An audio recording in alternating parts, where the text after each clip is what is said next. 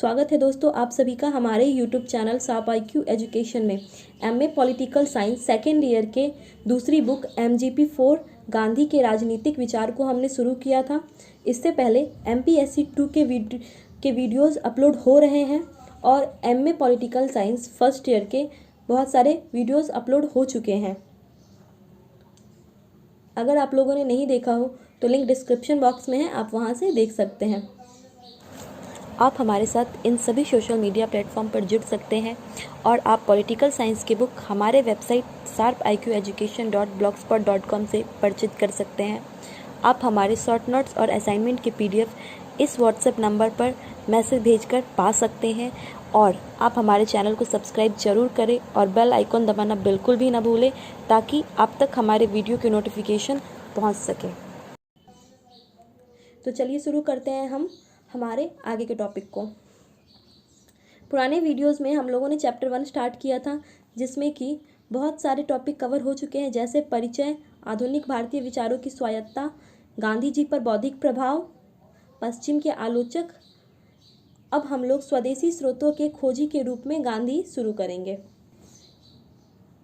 क्योंकि वे भारतीय संस्कृति में विश्वास रखते थे। गांधी जी को स्वदेशी स्रोतों के खोजी के रूप में जाना जाता था। क्योंकि वे भारतीय संस्कृति में विश्वास रखते थे। वे भारतीय संस्कृति को अपनाते थे और भारतीय संस्कृति को सबसे ऊपर मानते थे, इसीलिए उन्हें स्वदेशी स्रोतों के खोजी के रूप में जाना जाता था। समस्याओं का हल भारतीय संस्कृति यानी स्वदेश में है। गांधी जी के अनुसार जो भी समस्याएं उत्पन्न होती हैं उसका हल भारतीय संस्कृति यानी कि अपने ही स्वदेश में है। इन पर बुर्जुआ राष्ट्रवाद का आरोप लगा, इसका खंडन किया।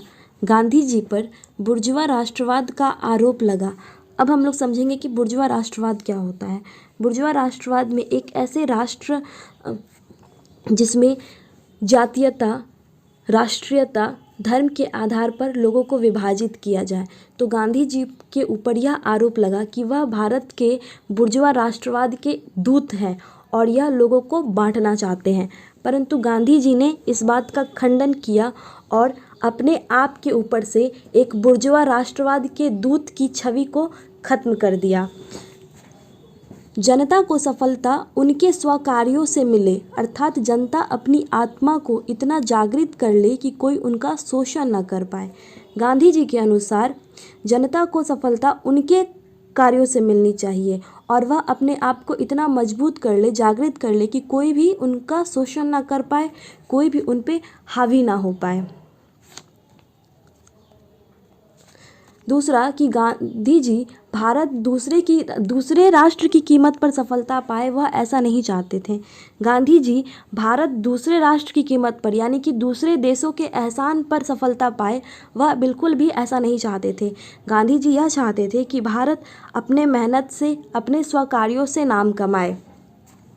उन्होंने मानवता और कर्म पर विश्वास रखा। गांधी जी ने मानवता और अच्छे कर्म पर विश्वास रखा। समाज में गरीब अमीर का अत्यधिक अंतर ना हो। गांधी जी समाज में समानता चाहते थे, चाहे वह आर्थिक समानता हो या सामाजिक समानता हो। गांधी जी यह चाहते थे कि समाज में गरीब और अमीर का अंतर बिल्कुल भी ना हो। यहाँ पर गरीब से गरीब इसे अपना देश समझे और इसके निर्माण में अपनी प्रभावी भूमिका रखे, तब जाकर देश का विकास हो पाएगा। ऐसे स्वदेश भारत की कल्पना करते हैं जिसमें सभी समुदाय परस्पर रूप से पूर्ण सहयोगी हो।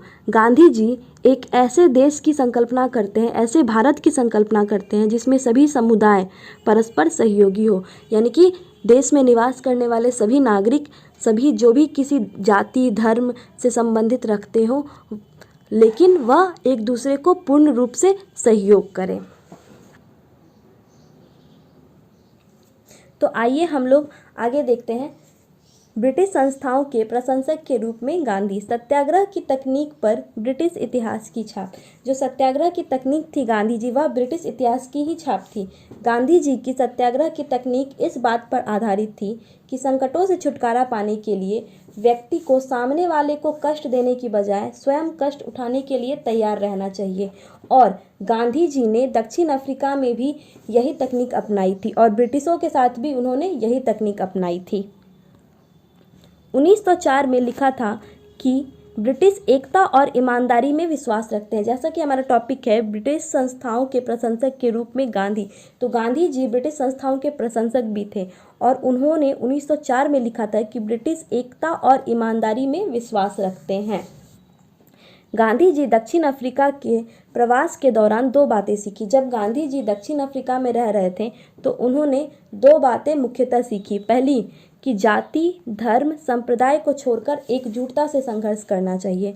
हमें जाति, धर्म और संप्रदाय को छोड़कर एकजुट होकर संघर्ष करना चाहिए।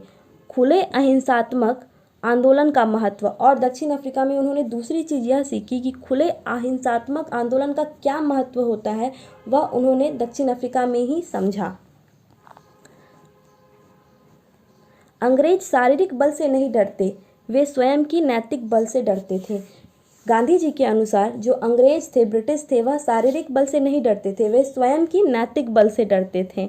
अपनी गलती सिद्ध हो जाने पर वह उसे सुधार करते थे। और गांधी जी के अनुसार जो अंग्रेज थे वह अपनी गलती सिद्ध हो जाने पर उसे सुधार करते थे और दोबारा उस ऐसी गलती ना करने की कोशिश करते थे। और इसी वजह से गांधी जी के मन में ब्रिटिश लोगों के प्रति प्रेम भाव व न्याय में आस्था उनके भारत लौटने के बाद भी थी। तो ये चैप्टर हमारा यहीं पे ख़त्म होता है। आइए हम लोग समझते हैं कि इस पूरे चैप्टर में हम लोगों ने क्या क्या पढ़ा है। सबसे पहले गांधीवादी राजनीतिक विचारों का परिचय, फिर आधुनिक भारतीय विचारों की स्वायत्तता, फिर गांधी जी पर बौद्धिक प्रभाव, फिर पश्चिम के आलोचक, स्वदेशी स्रोतों के खोजी के रूप में गांधी, ब्रिटिश संस्थाओं के प्रशंसक के रूप में गांधी। तो इस पूरे चैप्टर में हम लोगों ने इन सब चीज़ों को कवर किया है। अगर आपको ये लेक्चर पसंद आता है तो please do subscribe our channel, like my videos and please share it to your friends. Thanks for watching this.